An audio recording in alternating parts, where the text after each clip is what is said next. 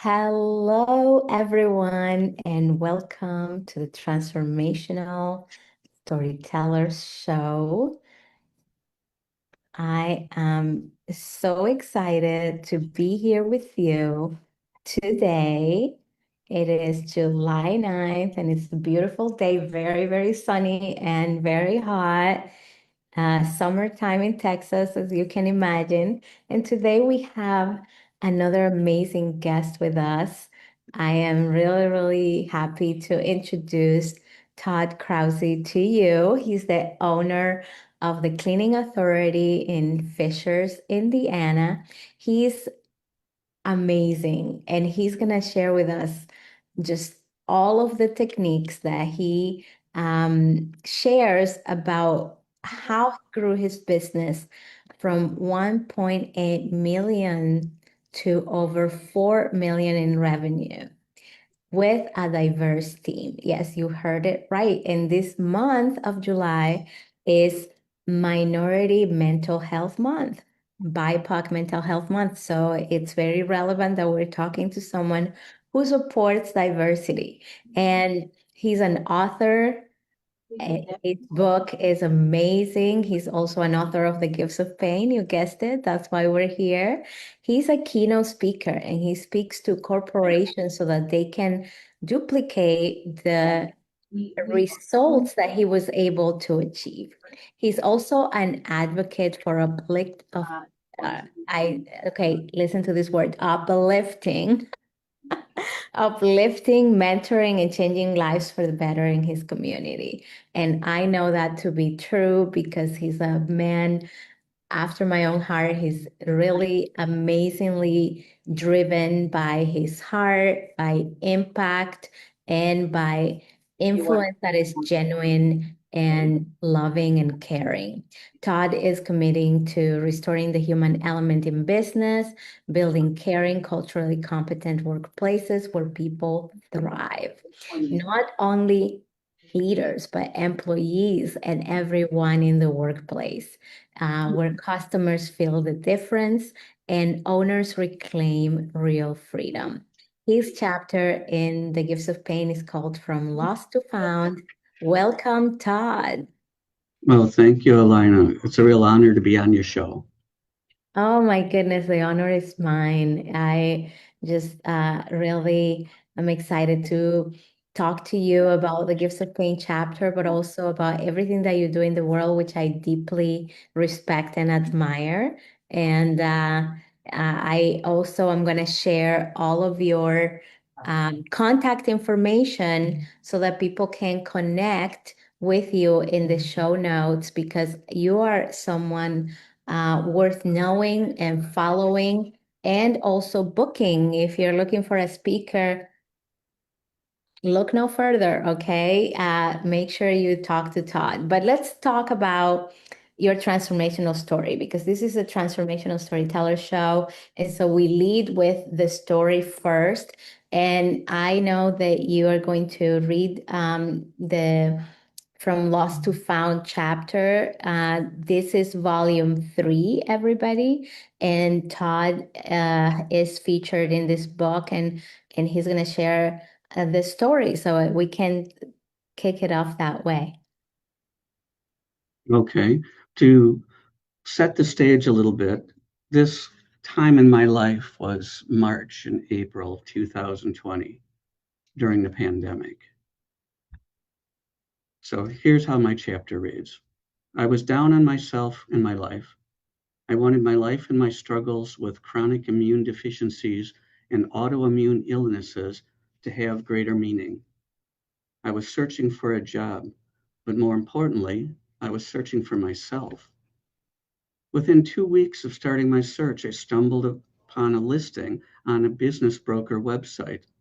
The cleaning authority in Fishers, Indiana was available for sale. I purchased this franchise to pay my bills and was determined to grow it. As I expected, based on my skills and know-how, my business doubled in size in 2.5 years and continued to grow. I got to know my Hispanic managers and cleaners on a personal level. They welcomed me into their world with open arms and called me Jefe. and said, "You're family now."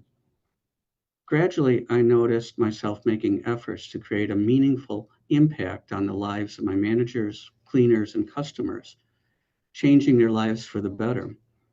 Looking closer, I discovered that the true impact came from my deep sense of caring for the people around me and their well-being. I found meaning. I learned how mutually beneficial a strong community inside a business is to the well-being of the world in which it operates. It contributes so much to the growth, health, and purpose of the company.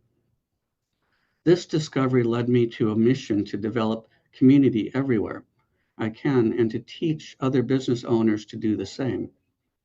I empower them to create strong communities within their businesses, mutually benefiting them and our society. Creating strong communities is a win-win-win-win for business owners, employees, customers, and society where they operate. I was muted, but oh my gosh, wow, that is amazing. By the way, your story is really deeply sad. I mean, when we're thinking about going through that time, I mean, 2020 wasn't easy for anyone, but feeling so lost because you really had felt like you couldn't find a job, but also going through all of that, all of that illness, and that is can be really demoralizing, and I'm sure everyone can relate to the pain of not knowing sometimes where we're standing or what the next step is. But I want to tell you that when you said Jefe, it put a big smile on my face. I just couldn't help it. It was just automatic. And I love how you talk about that deep caring that you had and how that sense of family was a collaboration that started with your genuine deep care. And so I love that you share that. And your story is really deeply inspiring. And I received a lot of comments because I carry the gifts of pains with me every time I have a live keynote, which is kind of often. And so a lot of people comment on how not only they feel seen by you talking about invisible pain, invisible body illness, and but also how your tips for creating a business are just so crucial and essential.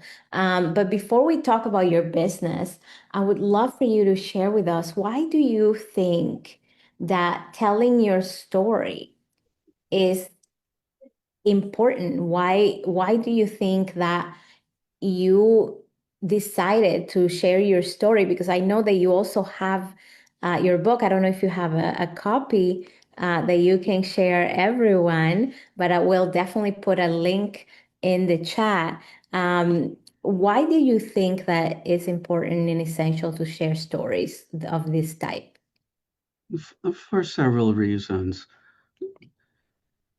People look at somebody who's achieved a level of success and somehow think that they're superhuman, and they think that they don't have problems, or sometimes they think, oh well, maybe they came from wealth and somebody just opened doors for them. So when we share our stories, we show them that we're human just like them, and we have the same problems and pain that they have, and that what's happened to us is achievable for other people too. And the other thing, especially when you have illnesses and that, it it, it helps humanize you and open a door to connection, and it helps other people with their own problems look at themselves and say, I'm okay. I've got challenges, but I can achieve things in my life, and all I have to do is work toward my goals, is what it literally does. It gives them a roadmap There's a third reason for sharing stories. Yeah, those are really powerful. And I love how you mentioned that because the human part of business sometimes is missing. And so that's a really wonderful segue for telling our audience about what you do. And before you tell us a little bit about why you love to do what you do and why it's something that makes a difference in the world, I would like to plug your TEDx talk. So everyone, if you want to see Todd being really vulnerable and sharing his story on the stage, you can search his name on the TEDx channel and see his short and powerful and dynamic TEDx talk that he delivered here in Texas. So tell us about your work, Todd. Well, in addition to growing the cleaning company, where we have a diverse group of people here from 14 different countries. And we've got the flags for each of those countries up in our entranceway. The other thing that I'm doing is to take the message out to business owners and to the world around us is through Silversun Consulting. It has two sides to it. I teach it from the stage in through keynote speeches and presentations to larger groups, or I work more closely with business owners and business leaders in either one-on-one or small group settings through a more consultative approach. But it's the same message about how human dignity and caring about the people who are part of an organization is not in conflict with the goals of an organization achieving profitability, growing. In fact, both of them, when they're connected together properly, really do accelerate the growth and success of an organization. Yeah, I love that. That is amazing. And so, what kind of audiences do you speak to? What is your ideal fit for sharing your workshops and presentations and keynotes? On the keynote side and the presentations, I've focused very, very heavily on the local chambers, the Rotary clubs, the local business associations and organizations. On the consulting side, I've focused very heavily on the small to medium-sized businesses. They really do employ the vast majority of our workforce in the United States here and in the world. Yeah. Most of us work for businesses that only have maybe 20 people working there. Yeah, absolutely. And what are the problems that they're facing that you help them with?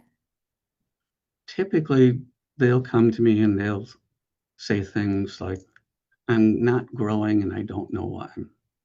Or they'll say, I can't find good staff and I don't know what to do. A Mm, third and somewhat less common bucket is they'll come and say, we've got operational problems and we don't know how to fix them. We have high turnover with our customers, we have high turnover with our staff, and we just can't seem to solve it. wow. So my approach is to go in and actually fix their business problems. At the same time, I'm layering on this cultural approach about how creating a caring, positive, culturally competent workplace is actually a very, very good thing for the business that goes a long way to solving its problems and accelerating its growth. Yeah, I love that. And, just so that everyone has context as to how you're able to do this, would you tell us a little bit of the background and the experience? Because I want everyone to know Todd didn't just wake up one day and say, I'm going to do this consulting. There's a lot of years of experience. So tell us a little bit about that. It is a lot. And when I added it up, I was a little bit surprised at how many. It's a big number and led me to say, am I really that old? But what really launched my career is I'd worked for 3 years for a large family office in Chicago. And I ended up working in the part of their office where we took care of all of their business ventures, oil and gas, real estate investments. But then that got me into this world of alternative investments, and that's hedge funds, private equity, venture capital. And that world is constantly creating businesses, or when they decide that an investment is no longer viable, they're liquidating it and selling it off. So I spent years literally helping create, set up, run, and then eventually liquidate businesses across many, many types of investments: oil, gas, bottled water vending, alarm vending, and more. But that's where I started seeing patterns. The ones that thrived did something different than the ones that struggled. The ones Mm, that thrived really valued and cared about the people who worked there. Whereas the businesses that struggled had very high turnover, people didn't feel seen or heard, let alone feeling valued. yeah. And that's where I started saying, wait a minute, there's within the limits of our budget, we all have access to the same tools, technology, and AI, but what is it that can be the defining factor that makes the real difference? And it's how we treat our people. Do they just get the job done, or do they bring their heart to work and do it with real care and love and desire to do a good job that they're proud of? Wow, that's so powerful. Such an easy shift. Simple. I would not say that it's easy, it's simple, but when you were talking about displaying all the flags, 14 flags, that's a lot. I was thinking about the World Cup and how what an environment that would be with 14 countries represented. And how that, is the epitome example of family. I really love that. And what would you say are some tips that you could give, just a few things, maybe three things that you could think about on ways to treat people better at work? The biggest one is, I would say, stop doing what the world does and saying no and don't. That's what almost every sign around us tells us what not to do and what the consequences are if we do it. Flip it around. Tell your people what you need from them. Tell them what the customers are asking the business to deliver. And then show them what the rewards are when they do deliver that. And OMG, what an amazing transformation that'll be. And quickly, too, once people start actually receiving those rewards. And the other thing is give people space to solve their own problems. Because when we hire people, we get the whole package. There's no such thing as leaving your personal life at the door when you get to work. People come with families, they come with cars that aren't reliable, they have their own problems, sometimes medical, sometimes other. But when we create some space for them to solve their own problems and support them, Mm. what we get in return is a committed, dedicated employee that will go beyond what we ask and go the extra mile for the business and for the customers. And then number three, celebrate the employees. They have things like birthdays and anniversaries and baby showers and things like that. That is just another way to show appreciation and the commitment you get back in return for that more than makes up for the effort or the time invested in doing that. Oh, that's amazing. It's beautiful. I mean, I heard you say autonomy, celebration, and positive reinforcement. This is these are keys that can turn any business around. And so if you're listening or watching, whether you're live here right now, I can see Mohidin is watching and sharing lots of hearts with us and really enjoying the conversation. But wherever you are, try to think about ways that you can implement this in your own spaces, whether at work, at home, in your community. I think that Todd's wisdom and the experience and the expertise that he brings from for so many years can teach us to really bring a spirit of thriving into any space that we come into. I really appreciate that, Todd. And I know that we're almost out of time, but I really appreciate those tips that you've shared. And I wanted to ask you before we miss out on that opportunity.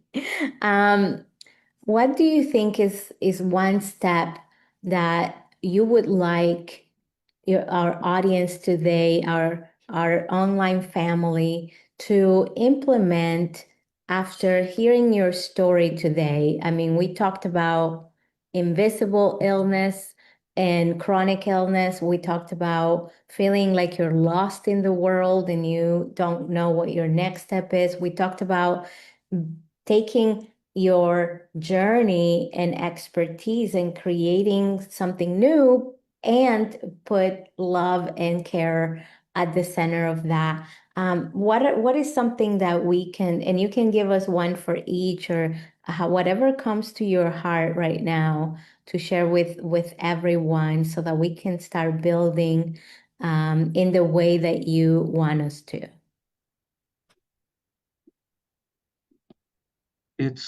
Really, it's a matter of seeing the people around you, really seeing the person, who they are, where they come from, those differences, that diversity, all of that is actually something that strengthens us.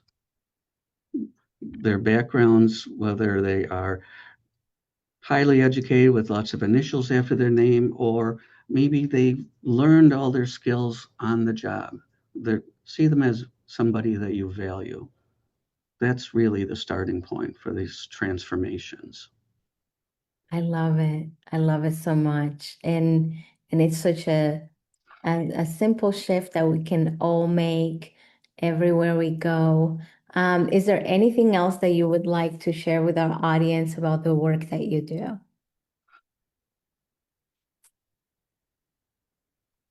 Well, my mission is to get this message out as broadly as possible and to make a difference for the people working for businesses, the people who right now in many businesses are feeling unseen, unheard, are even questioning if they're valued, Hmm. especially in a world where right now we're being told that AI is going to take all of our jobs away. Yeah, yeah. Any thoughts on that particular topic? We are going to find out that AI is another tool that we use to get work done. What we're going to find out in the long run is it's not the threat that it's made out to be. It will change how we do our jobs, and it will change some of the jobs that exist, but it's not going to take all of our jobs away from us. Excellent. Well, thank you so much for that reassurance. Thank you, everyone. I see all of you watching. I'm sure that you gained so much wisdom and so many tips from Todd, but there's more. You can go to his website that will be in the show notes and read some blog posts and see some other interviews that he's had, and also learn about Silversun Consulting and everything that he's doing there to help businesses thrive.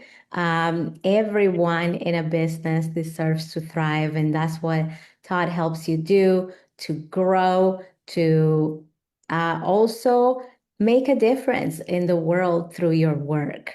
I appreciate you. I'm so glad that you overcame the 2020 crisis in every single way and to see you thriving. I'm very blessed to work with you. I'm very blessed to call you friend and to interview you today. And I think that's who you are to everyone who knows you is a friend. So Jefe, thank you for your time today. Um, And yeah. Thank you, Elena. It's been a great experience being on your show. Oh, absolutely. And I'm sure it's been a great experience for all of you watching. Thank you for tuning in, and I'll see you next Thursday. And remember to connect with Todd in the show notes. I love you. Bye-bye.